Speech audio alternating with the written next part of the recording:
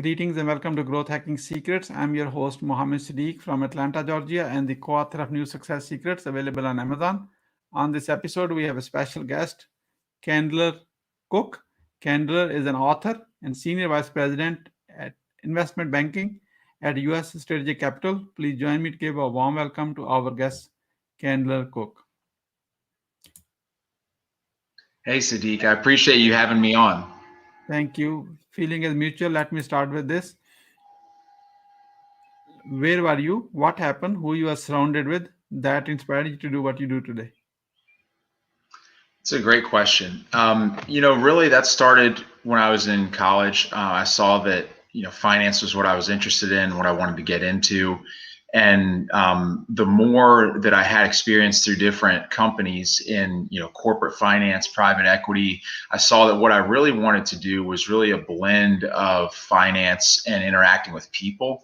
And that's what I love about investment banking, since we're lending directly to companies, that we get to know them and their leadership team and see how that may tell a story that wouldn't necessarily appear just on a company's financial statements. So to me, it's really the perfect blend of numbers and dealing with people. What are the top three mistakes to avoid? The top three mistakes to avoid, I would say, one is giving up on yourself too early. Two is letting doubt or fear guide you. And three is letting negative criticism from the outside get to you too much. I'd like to have a follow-up on your fear part. How you really deal with that? I think you have to learn to overcome it. Until someone is very comfortable with something, their fear won't really completely go away. You have to learn how to push through it. It's almost the feeling of the first time when you're going off the diving board as a kid at the pool. You feel these nerves, your body may feel hot, you feel butterflies, and then you finally jump and you start to realize that it wasn't as bad as your mind was making it up to be. And then the next time, it doesn't really take you that long to get the courage to jump off of it. And then it just becomes easier and easier until finally it's a second thought and you're not afraid of it anymore. What is your greatest failure story? What did you learn and how did you recover from it? For me, I would say my greatest failure story was getting cut twice from UGA's football team. I tried out my freshman year and I tried out my sophomore year, and really had made a ton of progress and devoted my life to achieving the goal at that point. I had already transformed myself from weighing 145 pounds when I got to college, going from fourth string my senior year on the high school football team, to at that point, I had bulked up to 185 by the time I tried out spring of my freshman year, was cut from the team. And then the next year bulked up even further to 215 pounds. So I gained 70 pounds of muscle in about a year and a half, and was cut again from the team. And the second time, I got a letter in my locker as I was cleaning it out when I was cut, and it said that I was too small, too slow, average strength, and a Division III player at best, and that I should strongly consider giving it up.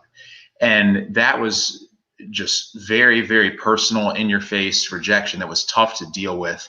And what I learned is that I have within myself, and everyone has within themselves, the resolve to come back stronger and overcome things like that. So I recovered from it by pushing myself harder than I ever had, rethinking some strategies and developing myself even further, and then coming back the next year and easily making the team.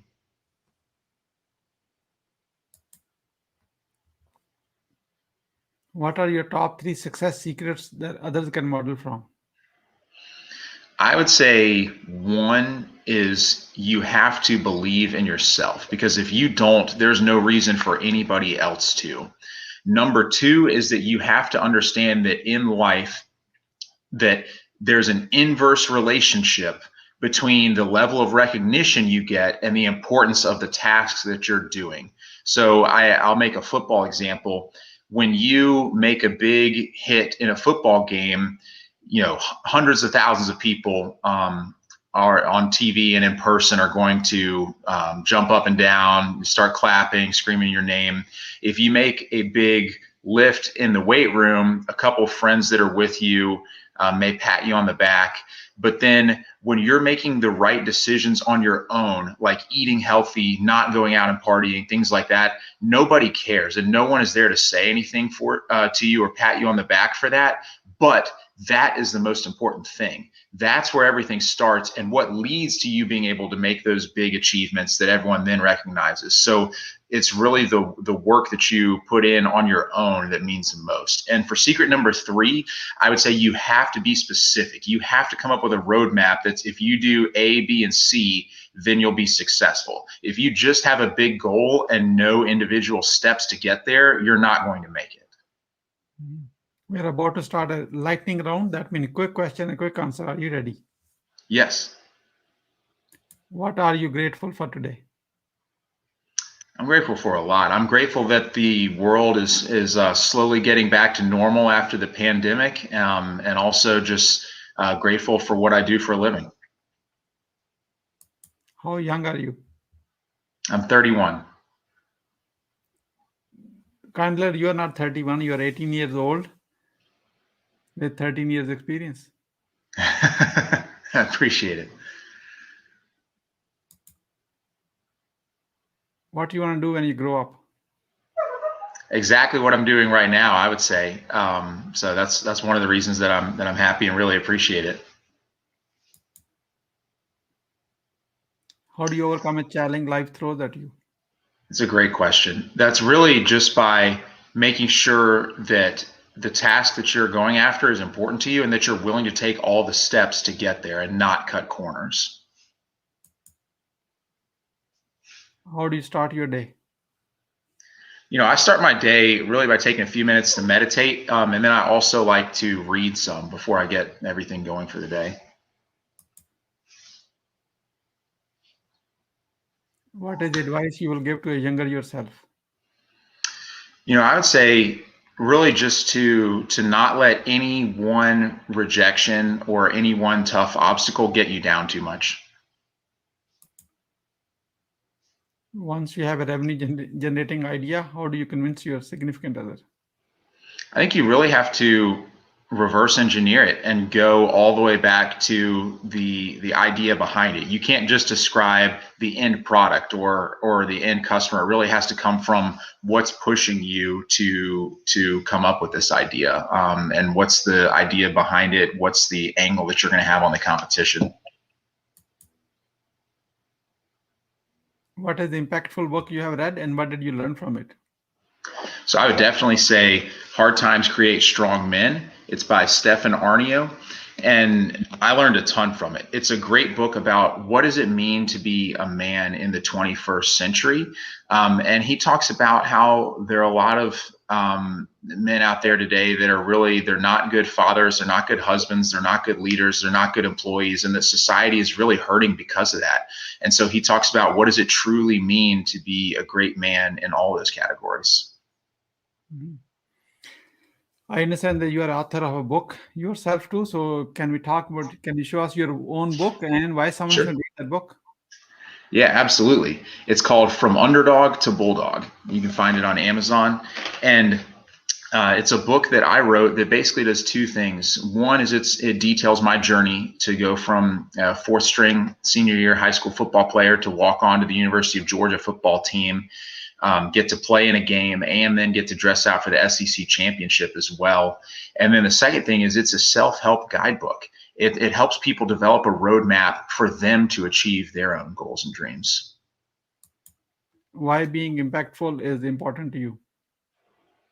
At the end of the day, I mean, human beings are put on this planet to communicate with each other, to learn from each other. And so if there's ever something that I have that I know that other people will go through or that they could learn from, then I think it's my job to share it and try to help other people that maybe aren't as far along as I am, because I know there are a lot of people that helped me when I was younger that just have more experience that I learned from. So it's really just about paying it back. Who is your mentor and what's the impact? I would say Mike Jones. He was a guy that I worked for when I was at Home Depot. I was in finance and really learned a lot from him about really relationships and how you can fit in really blending numbers and interacting with people and making sure that when you're presenting a financial financial meeting or presentation, that you give actionable takeaways at the end of it, because you can have all the complex data in the world, but if people just leave the meeting without any clear idea of how to proceed, then you failed. You have to give actionable takeaways at the end of every meeting. What do you want to be remembered for? I would say for becoming the absolute best that I could be, and also for helping others do the same. Who is your ideal client? I would say it's really a business between 1 to 30 million in annual revenue that's looking for a loan. Could be for growth capital or to buy equipment or for receivables financing. Just someone U.S. based that's really right in that revenue range. How can we support you? Go to Amazon.com and get a copy of the book.